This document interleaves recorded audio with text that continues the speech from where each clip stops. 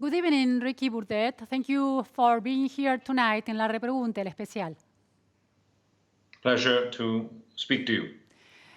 Ricky, this coronavirus pandemic is impacting hardly in urban spaces and cities, and it is reshaping the way we conceive the world and the way we conceive our life in these cities.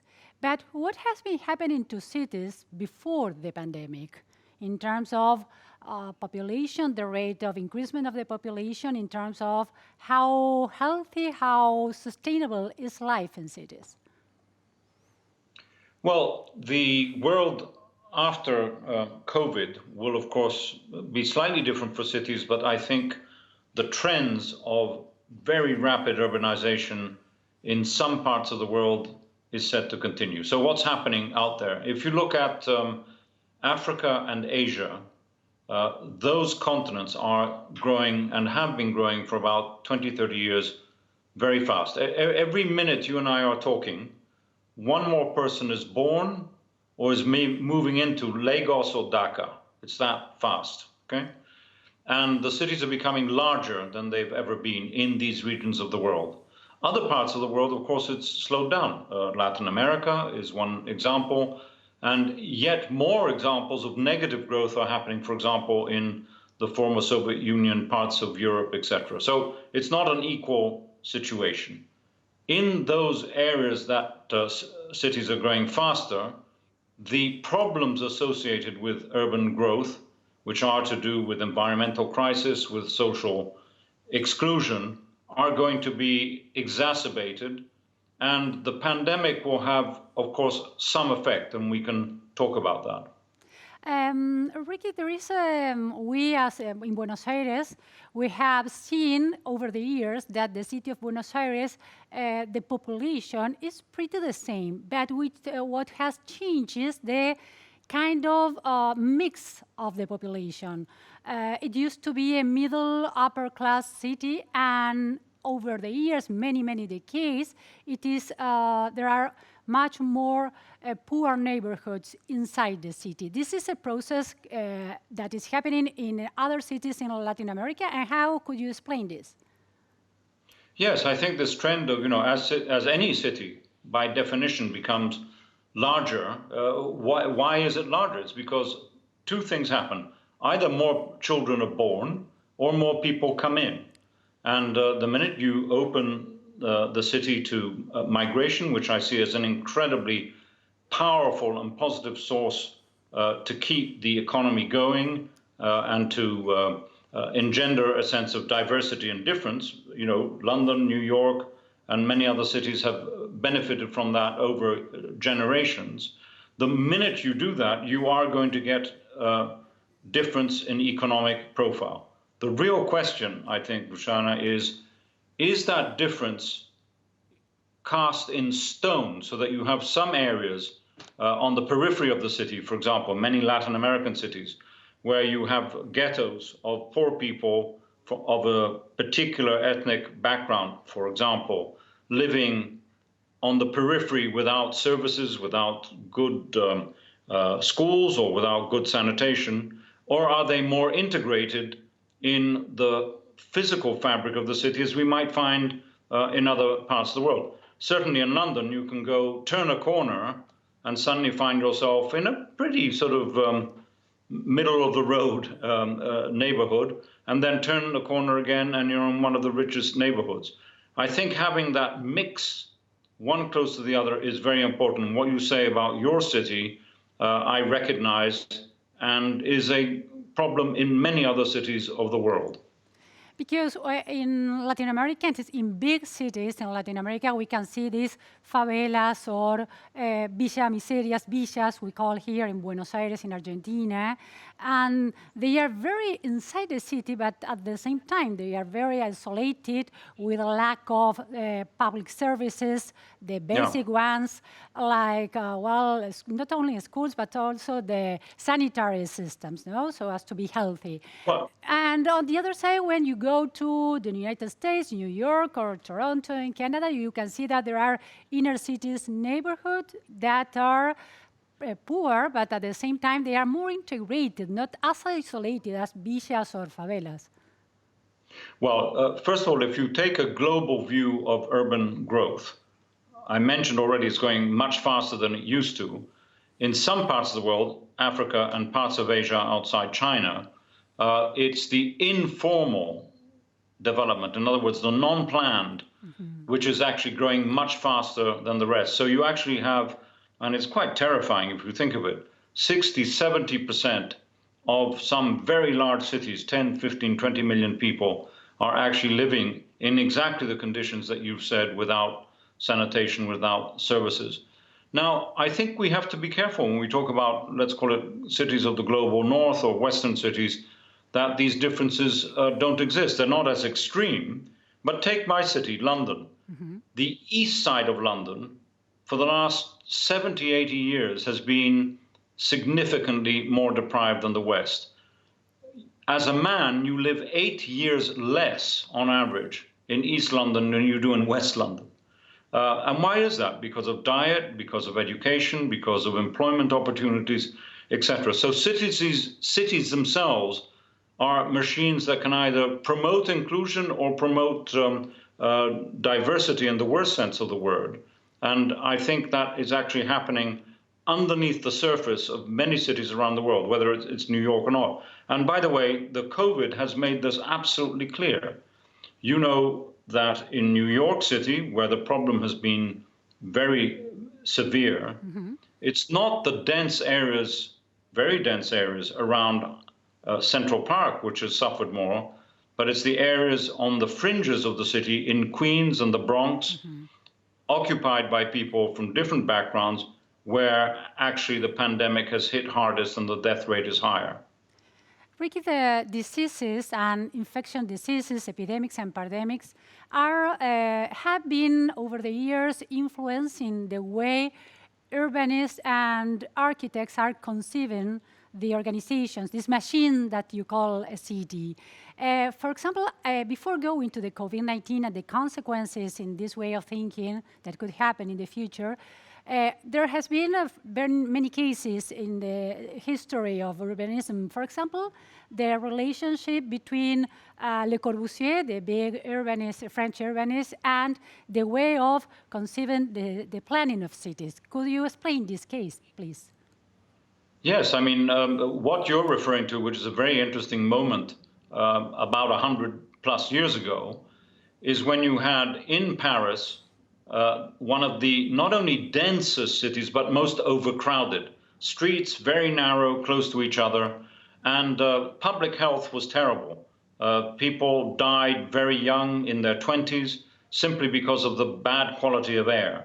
Therefore, you can understand why an architect like Le Corbusier came up with this very simple idea, a bit naive, to clear one of these areas, put towers which had the shape of a cross, cruciform towers, so that you could open the window on each side and have fresh air and ventilation, lift everything up onto a park, so that you would benefit from coming out of the towers and enjoy the trees.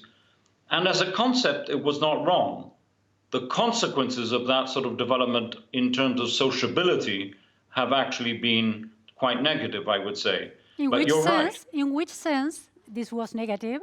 Oh, in the sense that what has happened is that in many of these sort of developments or housing estates or projects, you might call them in the States, they have become housing for one particular group, social group, and usually those at the bottom end of the scale. So they've been, unfortunately, places where people have not been able to sort of benefit from the mix that we were talking about before. So they've become, in many ways, ghettos around the world, whether it's in the former Soviet Union, the United States for sure, and there are famous examples around the world where they've had to blow up these types of estates because they've become socially dangerous. The most famous one is called Pruitt Ego, which happened in St. Louis in 1972. They literally had to blow up one of these estates because the physical environment and the social environment were so negative. Now, that's something which we want to avoid in the future of our cities. But health has been a determinant, you're right, but also for the good, not necessarily for the bad. London in the 1880s reinvented its waterfront along the River Thames by having a fantastic sewer built in order to get rid of the cholera crisis of the 1880s.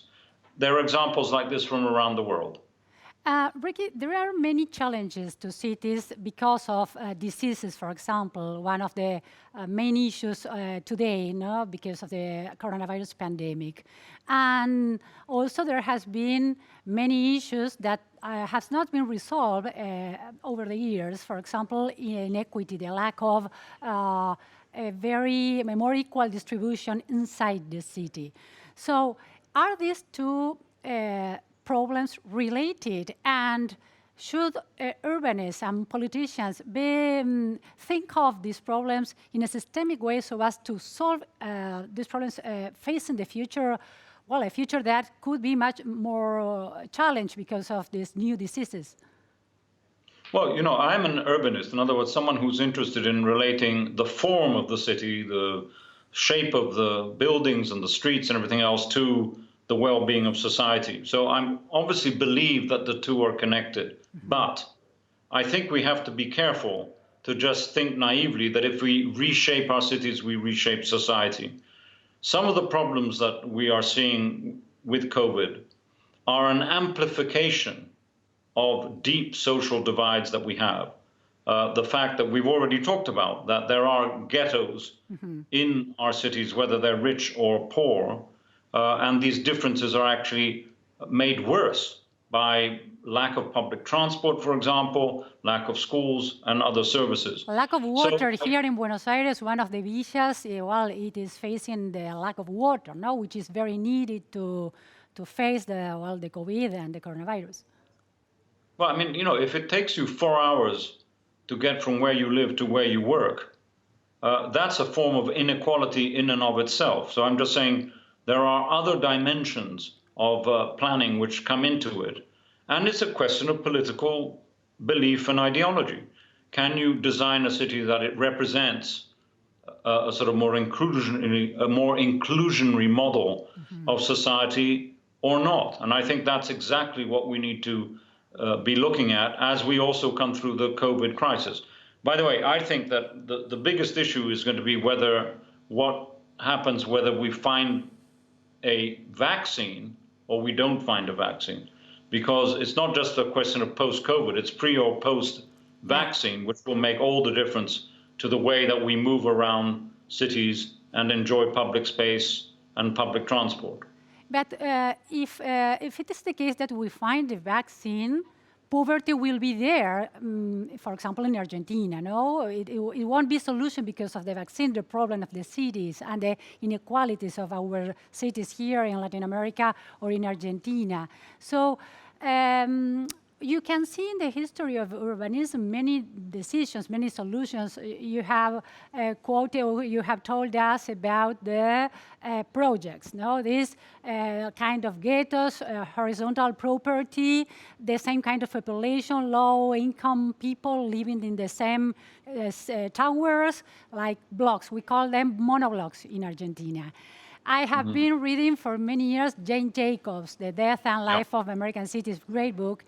And this idea of mixing in a city is very, very central to her way of thinking.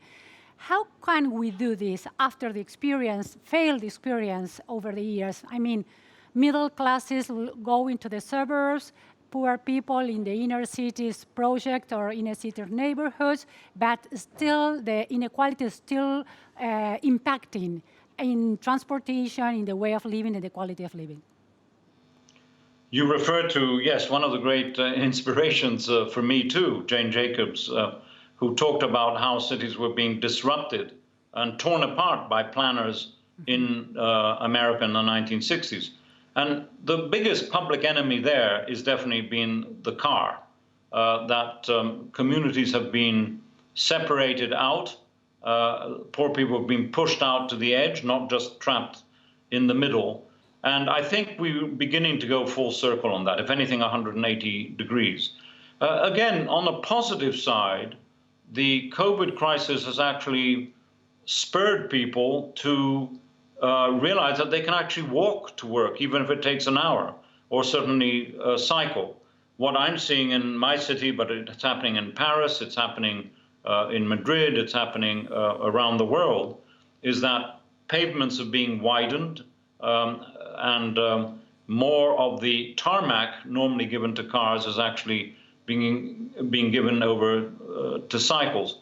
How long that will stay also depends on the political vision and leadership of the city. And I think this is central to even to your discussion about design and ghettos, whether they're horizontal or vertical. There has to be a shared vision that certain things like parks, like public spaces, like pavements actually are for the public good.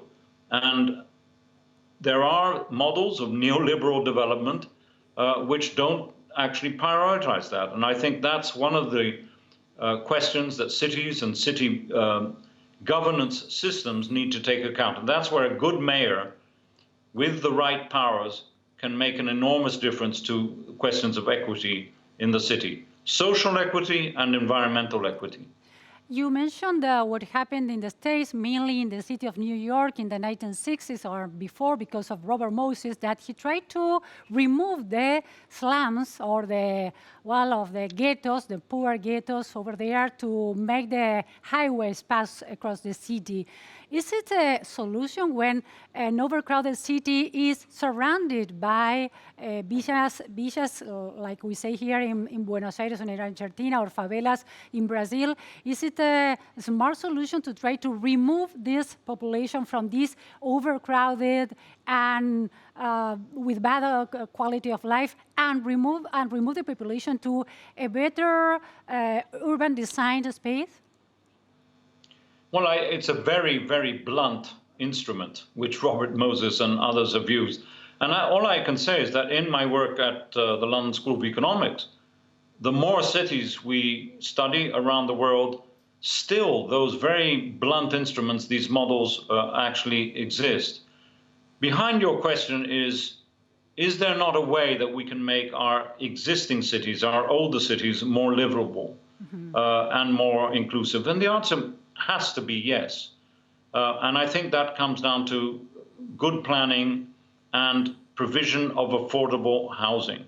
If you don't have a method of actually providing housing for those at the lower end of the scale, and interestingly, the whole COVID crisis has made it clear that people like nurses, like policemen, the key workers, as we call, are being pushed out to the edges of the cities. We need to provide housing for them much closer to their places of work.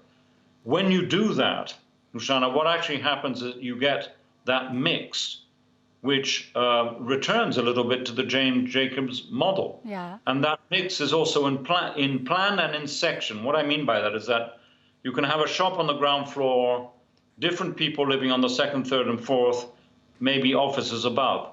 Bring them all together is absolutely the way to do it.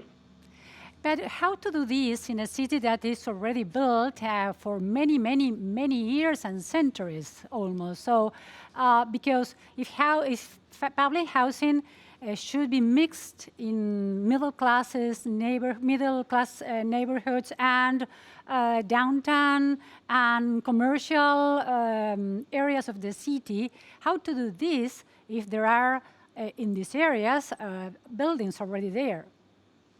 Well, I think cities are always changing, right? There's no successful city has ever stood the same for more than 50, 60 years. Otherwise, they sort of literally fossilize and die. If you think of your city, Buenos Aires, I think of my city, London, manufacturing, industry, and other things have changed. Even the uses of trains, for example, or other forms of transport have changed. Therefore, there are often opportunities in areas that used to be food markets, or used to be gas works, or used to be railway goods yards, which become opportunities for retrofitting the city. In other words, building new housing, new hospitals, new offices, new universities, and putting them actually in the middle of the fabric rather than pushing them out to the edges. That sort of retrofitting is very beneficial from the sustainable point of view, both environmentally because you travel less and socially because you get the mix. It's a kind of different ecosystem within the bigger ecosystem of the city. This is the idea? I didn't understand that, Luciana. It is a kind of healthy and equal ecosystem within the city. Absolutely. I mean, as I say, I see the city as a live metabolism, right? Like a human body. And like a human body, every now and then, you break an arm or you need to replace a valve in the heart, and make it much more sustainable from that point of view. There's an ecological cycle which is beneficial in a city when you don't have to travel that much or spend 4 hours in a car going to the suburbs or getting to your place of work. That you can, literally cross the street to get, say, to your place of work, or to be entertained, or to be informed through knowledge, through schools and other forms of education. That requires, though, proximity and closeness, which, of course, with COVID, is the one thing which is most at risk. Moving poor neighborhoods and poor people to the suburbs and provide them with all the services that are required for a good life is not the solution. So, well, this is where, again, it comes to questions of what sort of society do we want to live in? If we believe in, let's call it broadly speaking, an open, social, democratic environment, it is up to us to raise taxes and reinvest in those services that people need, education, health, and much more. Exactly the same applies to the city. If one believes in a sort of social and just system, you need to design the city, in other words, plan for it, place the public transport, place the affordable housing, not just in one part, which is inaccessible, but much more mixed, what I call pepper potted across the landscape of the city. To the last two questions, Ricky, why after many centuries of history, of human history, the city has not been able to challenge by another kind of social organization? It is rural life or urban life. There is nothing in the middle. Why? Why have people come to cities for 7,000 years, is your question. In some way, yes. Yeah. I think it's quite straightforward. It's to transact, to exchange goods, literally, exchange objects, buy and sell things, to exchange information, and to exchange ideas. And I think as long as human beings will need to do that and also require face-to-face interaction to do that, I think cities will grow. That's one point. A second point is obviously to do with the organization of the global economy. If a young person working in the farms 200 kilometers outside your city or outside Lagos will earn more by doing the most humble, simple job in the city, including selling cigarettes illegally in an inner city street. As long as that happens, people will keep on coming into cities because of job creation and opportunity. And the last question, Ricky, is which is the city all over the world, the city that you think it is closer to these higher standards in terms of quality of living?